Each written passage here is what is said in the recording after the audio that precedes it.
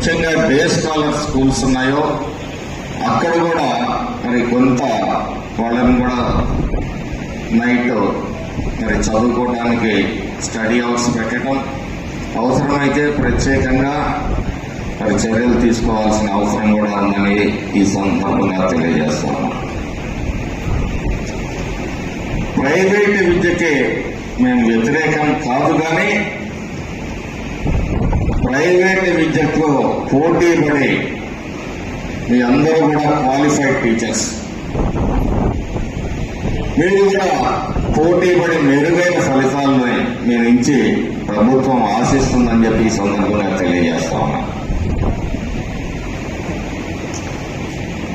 అలాగే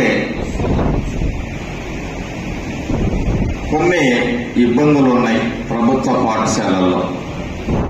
మరి కేరళ ముందుంటే మనం మరి ఏ స్థానంలో ఉన్నా నేను ఎగ్జాక్ట్ గా చెప్పలేను. నేను కూడా ఒక వింత పశువునే కాబట్టి ఇక్కడ ఉన్న మేధావులంతా నేను చదువుకోలేదు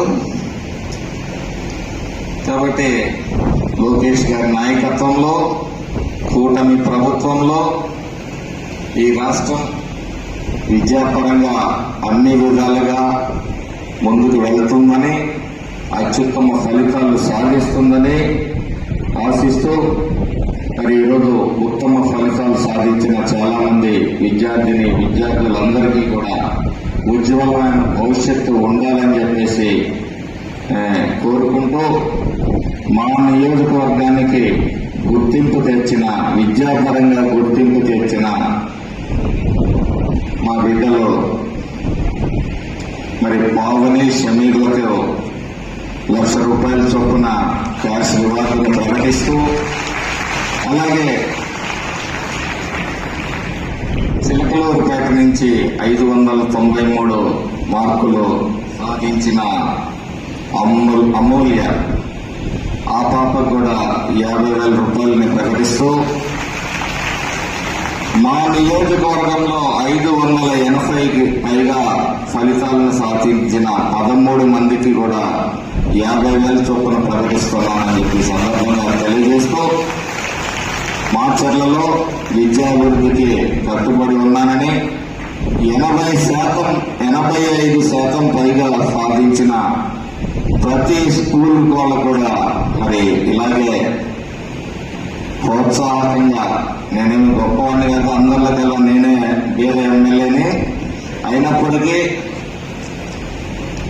ఈ విద్యా పరంగా ఇప్పటికే పల్నాడు వెనుకబడి ఉంది కాబట్టి ప్రోత్సహించాలనే ఒక ఆలోచనతోటి 85% సాధించిన ప్రతి స్కూల్ టీచర్లు 20 మంది ఉన్నా 30 మంది ఉన్నా అందరికీ కూడా ఉడతా బతికిగా మరి 10,000 చొప్పున భవిష్యత్తులో కూడా అందజేస్తానని చెప్పేసి ఈ సందర్భంగా తెలియజేస్తూ, అవకాశం ఇచ్చినందుకు అందరికీ ధన్యవాదాలు తెలియజేసుకుంటూ సెలవు తీసుకుంటాం.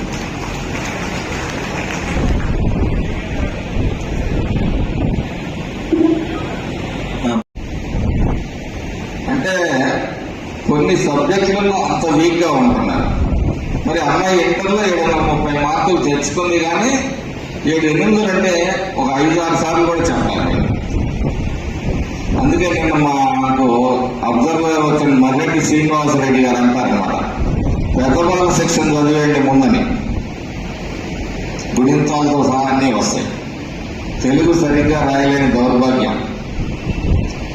అన్నింటినీ కూడా సరిదిద్ది ముందుకు తీసుకోవాలి.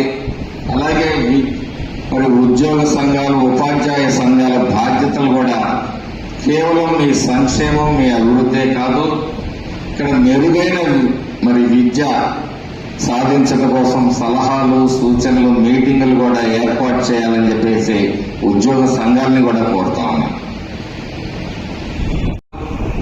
మాచర్లకు ఇస్తారా, మాచర్ల ప్రజలకు ఇస్తారా, ఈ విధానాన్ని మార్చుకోవాలి. అంటే ఎత్తనైనా తప్పు చేసిన ఏ ఉద్యోగంగా తీసుకెళ్లి మాచర్లు ఏమంటారు? మాచర్ల ప్రజలు ఏం తప్పు చేశారు అంటే మీకు పనికిరానిదంతా మా నెత్తినేస్తారు. అందుకే మాచర్ల నియోజకవర్గం వెనుకబాటుకి కారణం